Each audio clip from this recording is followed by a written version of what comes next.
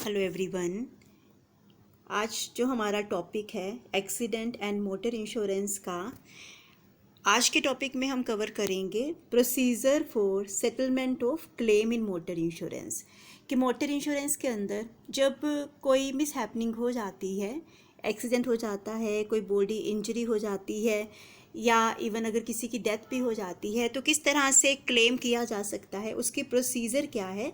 तो आज इस वीडियो लेक्चर के अंदर हम वो सब समझने की कोशिश करेंगे। तो सबसे पहले हम बात करते हैं प्रोसीजर की। तो प्रोसीजर क्या होती है? Procedure for settlement of own damage claim in motor insurance. सबसे पहले तो हम जो यहाँ पर बात कर रहे हैं वो ओन डैमेज क्लेम की बात कर रहे हैं कि अगर हमारी खुद की गाड़ी को, खुद के व्हीकल को किसी भी तरह का लॉस हो जाता है तो उसके लिए हम क्लेम किस तरह से कर सकते हैं। तो इसके प्रोसीजर में बेसिकली हम लोग 6 स्टेप्स की बात करेंगे। तो सबसे पहला जो स्टेप्स है intimation to insurer, second one is entering the claim in the claim register, इसके बाद आता है claim form, appointment of surveyor and inspection of claim, and then intimation to police station and FIR, और last में होता है settlement of claim. तो इस तरह से जो प्रोसीजर है मोटर इंश्योरेंस के क्लेम करने की, जब ओन डैमेज का केस होता है तो वो कंप्लीट हो जाती हैं। तो इन स्टेप्स को हम वन बाय वन समझेंगे। तो सबसे पहले हम बात करते हैं intimation to insurer. Intimation of insurer में क्या है कि जैसे ही कोई एक्सीडेंट वगैरह होता है उस केस में क्या करना होता है, एक्सीडेंट होने पर साथ के साथ ही इमीडिएटली इंश्योरर को उस लॉस के बारे में, डैमेज के बारे में जितना जल्दी हो सके इन्फॉर्म करना ज़रूरी होता है। इंश्योर्ड इसके लिए क्या कर सकता है, अपने आसपास का जो भी इंश्योरर का ऑफिस होगा तो वहाँ पर जाकर वो बता सकता है, इंटीमेट कर सकता है। और ज़रूरी नहीं कि उसको पब्लिक इशूइंग ऑफिस में ही जाना होगा, रादर जो भी उसका नियरेस्ट ऑफिस है तो वहाँ पर जाकर वो इंश्योरर को इंटीमेट कर सकता है कि मेरा इस तरह से एक्सीडेंट हो चुका है, इस तरह से डैमेज हुआ है, लॉस हुआ है। तो स्टार्टिंग में क्या होता है कि call your insurance company immediately after the accident and inform about the damage. Make a call to your insurance company to inform them about the accident and give detailed information about the damage to your car or your vehicle. Ensure you do not withhold any information from your insurer and it may be counter productive while setting claim. तो क्या होगा कि आपको immediately अपने insurer को accident के बारे में पूरी डिटेल उसको देनी होती है। आपको कुछ भी ऐसा नहीं करना है, कुछ भी ऐसा छिपाना नहीं है जिससे क्लेम की सेटलमेंट में किसी भी तरह की प्रॉब्लम को आपको फेस करना पड़े। तो फर्स्ट स्टेप पर होता है कि इंश्योरर को इंटीमेट करना होता है रिगार्डिंग कि जो एक्सीडेंट हो चुका है।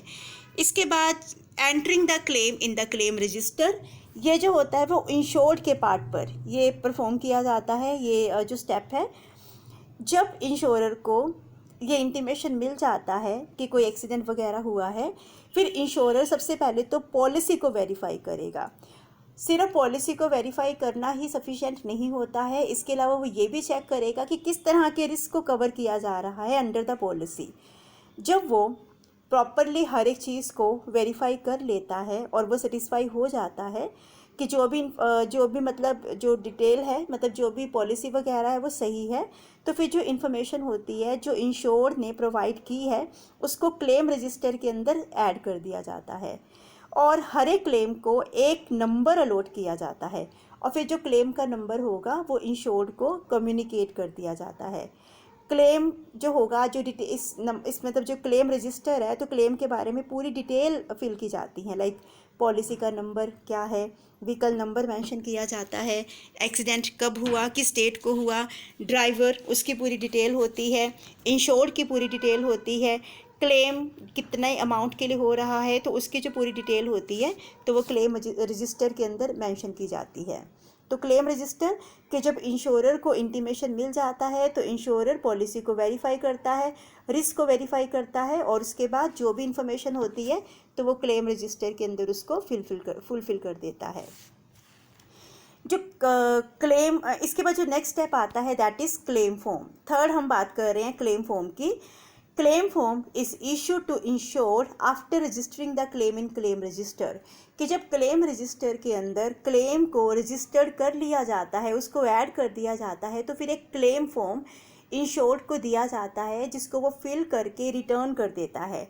तो इस क्लेम फॉर्म के अंदर किस किस तरह के कॉलम्स होते हैं, किस किस तरह की इंफॉर्मेशन जो होती है इंश्योर्ड को प्रोवाइड करनी होती है, तो वो ये हैं पॉलिसी नंबर, इसके बाद क्लेम नंबर आता है, पॉलिसी नंबर होता है, इंश्योर्ड नोट होता है, इंश्योर्ड का एड्रेस आता है, व्हीकल की पूरी डिटेल होती है, लॉस कहाँ हुआ उसके रिगार्डिंग पूरा डाटा, प्लेस वगैरह होता है, ड्राइवर की पूरी डिटेल आती है, एक्सीडेंट की डिटेल होती है, वर्कशॉप की डिटेल होती है, अगर व्हीकल चोरी हुआ है तो थेफ्ट की पूरी डिटेल होती है, अगर आग लगी है तो फायर डिटेल होती है, और अगर नॉर्मल सिर्फ लॉस का नहीं, रादर हमने एड ऑन कवरेज भी लिया हुआ है तो एड ऑन कवर कितना है वो सब इसके अंदर मेंशन किया जाता है। फिर इंश्योर्ड बैंक की डिटेल होती है। इंश्योर्ड बैंक की डिटेल कि कौन से पर्टिकुलर अकाउंट के अंदर हमारा क्लेम डिपॉजिट होना चाहिए, कौन से अकाउंट के अंदर जो क्लेम है उसको डिपॉजिट किया जाएगा, तो वो पर्टिकुलर अकाउंट नंबर भी मेंशन किया जाता है। तो ये जो सारी इन्फॉर्मेशन होती है क्लेम फॉर्म के अंदर इंश्योर्ड के थ्रू भरी जाती हैं। तो सबसे पहले तो जो हमने इंटीमेशन कर दिया कि पर्टिकुलर प्लेस पर एक्सीडेंट हो गया है, फिर उसके बाद ये होने के बाद फिर क्लेम को क्लेम रजिस्टर के अंदर एंटर किया जाता है, फिर एक क्लेम फॉर्म जो होता है वो फिल करने के लिए इंश्योर्ड को दिया जाता है, और इंश्योर्ड उस क्लेम फॉर्म को फिल करके जो है वो इंश्योरर को रिटर्न कर देता है। नेक्स्ट स्टेप की हम बात करते हैं, जो इससे अगला स्टेप है, that is appointment of surveyor and inspection of claim, कि इसके बाद क्या किया जाता है। सर्वेयर जो होते हैं जो सर्वे करेंगे और जो क्लेम की इंस्पेक्शन करेंगे, तो उसकी अपॉइंटमेंट की जाती है। This is also done by the insurer. Okay, insured जो इंश्योरेंस कंपनी होती है तो वो इसको इस प्रोसीजर को पूरा करती हैं। तो बेसिकली अगर हम बात करें तो दो तरह के लॉसेस हो सकते हैं जब भी कोई मिस हैपनिंग होती है। तो वो दो लॉसेस कौन कौन से हैं? सबसे पहले मेजर लॉस आता है, इसके बाद जो नेक्स्ट लॉस हो सकता है that is minor loss. Major loss इसके नाम से क्लियर है कि बहुत बड़ा जब लॉस होता है। माइनर लॉस मतलब ज़्यादा लॉस नहीं है, ज़्यादा बड़ा लॉस नहीं है, कुछ एक गाड़ी वगैरह को, व्हीकल वगैरह को कुछ मतलब कुछ ऐसा स्क्रैचेस वगैरह आए होंगे तो छोटा सा लॉस है। तो अगर तो मेजर लॉस होता है, in case of major loss the insurer appoint spot surveyor.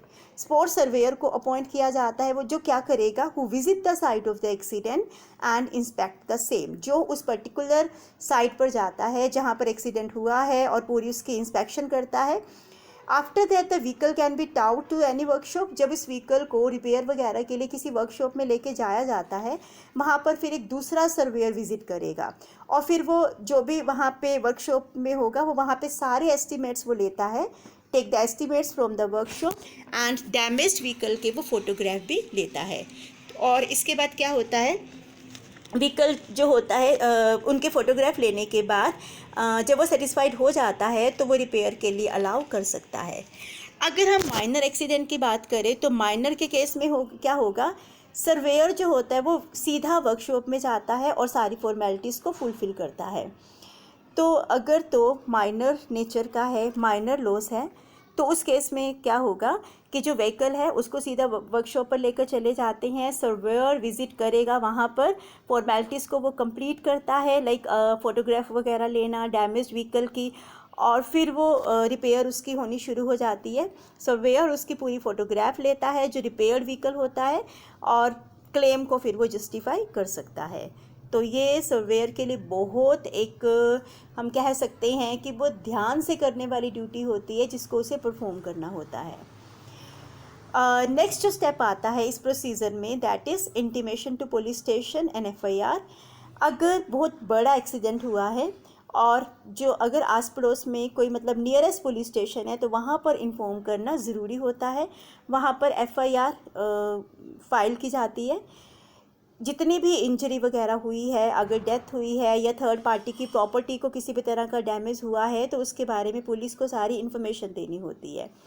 FIR की कॉपी जो होती है वो भी सर्वेयर को भी हैंड ओवर करनी होती है, और फिर ये क्या करेगा, ये पर्सन क्या करता है, ये इस कॉपी को अदर डॉक्यूमेंट्स के साथ कंपनी को, इंश्योरेंस कंपनी को सबमिट कर देता है। तो means in case of fatal accident the nearest police station must be informed and a FIR must be lodged The detail of injuries or death or damage to any third party must be informed to insurer. The copy of FIR must be handed over to the surveyor who will submit it to company with other documents. तो इस तरह से police station में FIR file की जाती हैं। इसके बाद हम बात करेंगे अपने लास्ट स्टेप की, that is settlement of claim. तो सेटलमेंट ऑफ क्लेम में क्या होता है? After the submission of report by the surveyor to the company, the insurance company determine the extent of liability and the amount of loss to be identified. The insured has to submit the bill of repair and satisfaction note to the insurer. On receipt of this, the insurer pay the amount to the insured. कि जब surveyor अपनी जो report है वो submit कर देता है company को, फिर जो इंश्योरेंस कंपनी होती है वो लाइबिलिटी की लिमिट को देखती है कि कितनी लाइबिलिटी को कवर किया जा सकता है और लॉस को इंडेमनीफाई हमने करना है, तो उसको देखा जाता है।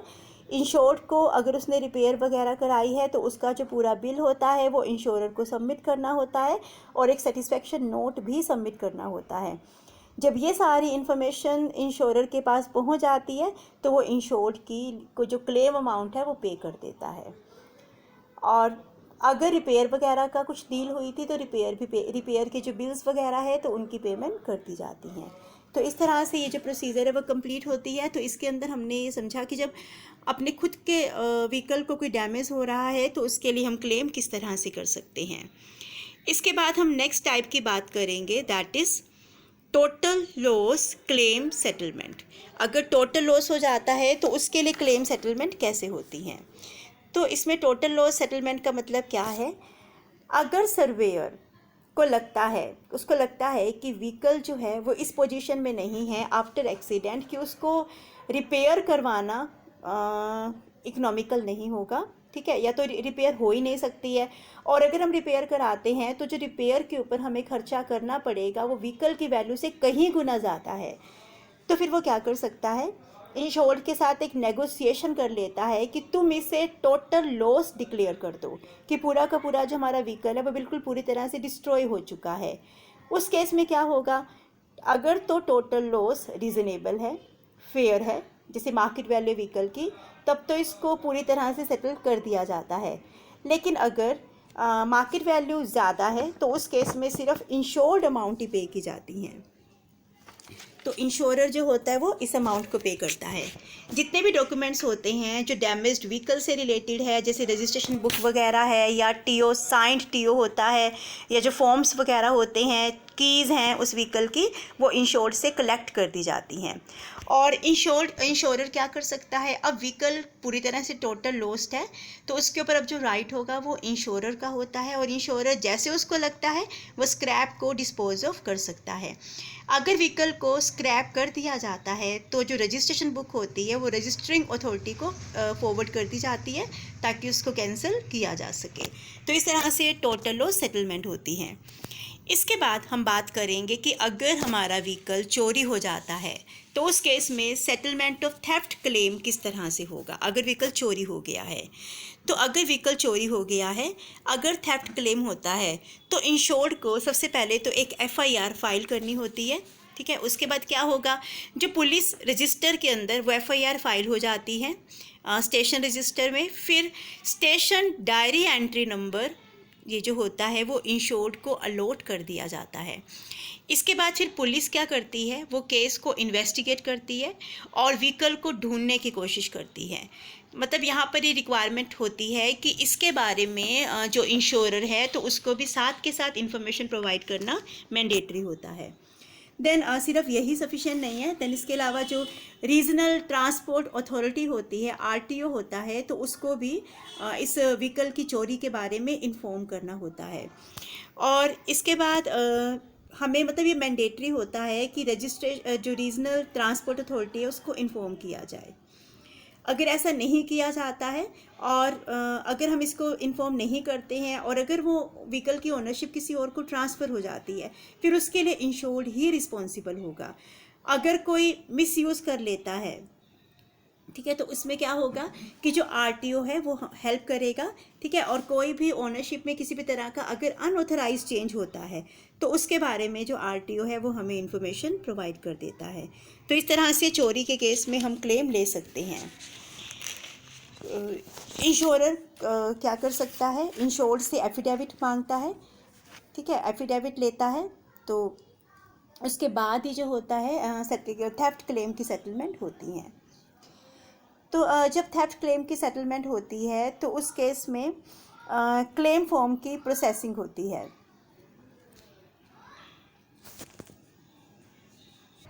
अभी हमने बात की थी कि हमने एफआईआर दर्ज करवा दी हैं। उसके बाद क्या होगा, जब आप इमीडिएट स्टेप ले लेते हैं, अब आपको क्लेम मिलने का टाइम है। सबसे पहले हम इंश्योरर प्रोवाइडर को इन्फॉर्म करेंगे, फिर हम एक क्लेम फॉर्म को फिल करेंगे, ठीक है, इस ताकि आपको जो क्लेम है वो ईजिली मिल जाए। फिर आप क्लेम फॉर्म के साथ आपको जो सारे डॉक्यूमेंट्स होते हैं वो आरसी वगैरह जो भी हैं, आपकी व्हीकल की एफआईआर वगैरह की कॉपी, तो ये सब कुछ सबमिट करनी होती है। तो इसके बाद ही आपको क्लेम मिलता है। तो ऐसे कौन से डॉक्यूमेंट्स होते हैं जो क्लेम सेटलमेंट के लिए सबमिट करने मैंडेटरी होते हैं, और ये हर तरह के, मतलब किसी भी तरह का क्लेम है तो ये सारे डॉक्यूमेंट जो होंगे वो सबमिट करने होते हैं। तो सबसे पहले तो copy of claim intimation given to the company. जब आप क्लेम देते हैं, इंटीमेट करते हैं, तो उसके अंदर उसकी जो कॉपी होती है वो हमें सबमिट करनी होती है। देन इसके बाद क्लेम फॉर्म जो हमने पूरी तरह से फिल किया हुआ है करनी होती है। देन इसके अलावा पुलिस का पंचनामा, जो एफआईआर रिपोर्ट हमने फाइल की है, फर्स्ट इंफॉर्मेशन रिपोर्ट, तो वो भी सबमिट करनी होती है। पुलिस की इन्वेस्टिगेशन रिपोर्ट सबमिट करनी होती है। डैमेज प्रॉपर्टी की जो फोटोग्राफ है, ठीक है, वो हम सबमिट कर सकते हैं, या उसकी कोई वीडियो फिल्म वगैरह सबमिट की जा सकती है। टू सब्सिडेंट क्वांटम ऑफ लॉस, इसमें क्या होगा कि सर्वेयर इन्वेस्टिगेटर को पूरा जो स्टॉक रजिस्टर है, जो ओरिजिनल बिल वगैरह है, कैश मेमो है, फिक्स्ड एसेट रजिस्टर है, bank statement, cash book, ledger वगैरह, तो ये सब कुछ भी सर्वेयर को दिखाना होता है। फिर inventory of article kept in bank locker, कि कोई अगर कोई आर्टिकल की कोई इन्वेंट्री हमने बैंक लॉकर वगैरह में रखी है तो वो भी हमें सबमिट करनी होती है। Driving licence original with xerox copy, driving licence को भी सबमिट करना होगा, इसकी जीरोक्स कॉपी भी देनी होती है। आरसी सबमिट करनी होती है ओरिजिनल, और उसके साथ साथ जीरोक्स कॉपी को भी सबमिट किया जाता है। और व्हीकल की जो कीज़ होती हैं तो उनको भी सबमिट किया जाता है। उसके बाद ही इंश्योरेंस कंपनी हमें क्लेम देती है। तो इस तरह से इन सारी प्रोसीजर को पूरा करके हम इंश्योरेंस कंपनी से क्लेम ले सकते हैं। इसके बाद हम बात करेंगे थर्ड पार्टी क्लेम सेटलमेंट की। तो अभी इससे पहले मैंने आपको बताया कि ऑन डैमेज क्लेम हम कैसे कर सकते हैं। देन इसके अलावा ऑन डैमेज क्लेम के अलावा जो हमारा थेफ्ट क्लेम होता है तो वो कैसे किया जा सकता है। अब हम बात करेंगे थर्ड पार्टी क्लेम सेटलमेंट की। अगर हमारे व्हीकल की वजह से थर्ड पार्टी को कोई लॉस हुआ है तो उसके लिए क्लेम कैसे किया जा सकता है। इसमें जो बेसिकली जो इंश्योरेंस एक्ट है उसमें दो तरह के प्रोविज़न है। इंश्योरेंस क्लेम को दो कैटेगरी में डिवाइड किया गया है। तो अगर हम फर्स्ट कैटेगरी की बात करें, that is first party insurance. Second जो कैटेगरी आती है that is third party insurance, जिसको हम लाइबिलिटी इंश्योरेंस भी कहते हैं। तो फर्स्ट पार्टी इंश्योरेंस क्लेम में क्या होता है कि जो एक पर्सन अपने खुद के व्हीकल के लिए इंश्योरेंस करवा सकता है। लेकिन अगर हम थर्ड पार्टी इंश्योरेंस की बात करें तो अगर हमारी वजह से थर्ड पार्टी को कोई लॉस हुआ है, कोई भी इंजरी हुई है, डैमेज हुआ है, तो उसके लिए भी हम क्लेम ले सकते हैं। तो इस तरह से थर्ड पार्टी क्लेम लिया जा सकता है। अगर हमें थर्ड पार्टी क्लेम लेना है तो उसके लिए कुछ कंडीशंस होती हैं जिनको हमें फुलफ़िल करना होता है। सबसे पहला तो जो पर्सन है उसमें कोई ना कोई बॉडली इंजरी होनी चाहिए एक्सीडेंट की वजह से, या उस पर्सन की प्रॉपर्टी को कोई डैमेज हुआ है, या पर्सन की लाइफ को कोई लॉस हुआ है, तो उस केस में ही थर्ड पार्टी के लिए हम क्लेम ले सकते हैं। नेक्स्ट आता है file a third party claim. Third party claim के लिए कौन फाइल कर सकता है, ठीक है, किसके पास अथॉरिटी होती है कि वो थर्ड पार्टी क्लेम के लिए फ़ाइल कर सकता है। जो थर्ड पार्टी क्लेम है वो पर्सन खुद कर सकता है। अगर किसी को इंजरी हुई है, कोई लॉस वगैरह हुआ है, तो वो खुद जाकर जो डैमेज प्रॉपर्टी का ओनर है या उसका जो हायर है या लीगल रिप्रेजेंटेटिव है, जिस पर्सन की डेथ हुई है, ठीक है, एक्सीडेंट की वजह से उसकी लाइफ का लॉस हुआ है, तो उसके लिए वो पर्सन जो है वो खुद क्लेम के लिए वो जा सकता है। अब हम बात करेंगे कि थर्ड पार्टी क्लेम को किस तरह से फाइल किया जाता है, इसकी क्या प्रोसीजर है। सबसे पहले जो इंश्योरेंस डिटेल होती है व्हीकल की एक्सीडेंट वगैरह के बारे में, तो वो इंश्योरर को इन्फॉर्म करनी होती है, इंश्योरर को बताया जाता है उसके बारे में। फिर एक एफआईआर जो होती है, अंदर जो बेसिक इन्फॉर्मेशन प्रोवाइड की जाती है, इसमें व्हीकल के बारे में पूरी इन्फॉर्मेशन होती है जिसका एक्सीडेंट हुआ है, ड्राइवर के बारे में इंफॉर्मेशन डिटेल दी जाती है। देन इसके अलावा जो पर्सन विटनेस था वहाँ पर, एक्सीडेंट का जो विटनेस था, तो उसकी भी डिटेल जो है वो इसके अंदर ऐड की जाती हैं। देन इसके अलावा जो नेक्स्ट स्टेप होता है प्रोसीजर का, as per the provision of motor vehicle act for the purpose of deciding the claim for compensation with respect to any loss or injury or damage to any life or property in an accident, such cases are filed before the motor accident claim tribunal। तो ये जो claim tribunal होते हैं, मतलब motor vehicle का अगर कोई accident वगैरह होता है तो मैंडेटरी होता है कि एमएससीटी के पास जो है वो फाइल किया जाए, केस को फाइल किया जाए। MSCT motor accident claim tribunal होता है, तो उसके पास भी हमें केस को फाइल करना होता है, कंपेंसेशन के क्लेम के लिए हमें उसको फाइल करना होगा। फिर जो एमएससीटी है ये एक नोटिस इशू करता है, ठीक है, जो भी इंश्योर्ड पर्सन की एप्लीकेशन थी, और फिर ये उसको मतलब उसकी बात को सुनने की पूरी अपॉर्चुनिटी देता है, और क्लेम के इंक्वायरी को पूरी तरह से वो वो देखता है, पूरी इंक्वायरी करता है कितना क्लेम जो है वो इंश्योरेंस कंपनी इंश्योर्ड को पे करेगी। जो होता है वो क्लेम थर्ड पार्टी को पे कर दिया जाता है। Then the award is made by MSCT upon the merit of the case. तो एमएससीटी क्या करता है, एक अवार्ड बनाता है कि कितना क्लेम जो है वो इंश्योरेंस कंपनी इंश्योर्ड को पे करेगी। अब हम बात करेंगे कि कौन से ऐसे डॉक्यूमेंट्स होते हैं जो एमएससीटी के पास फाइल करने होते हैं, जो सबमिट करने होते हैं।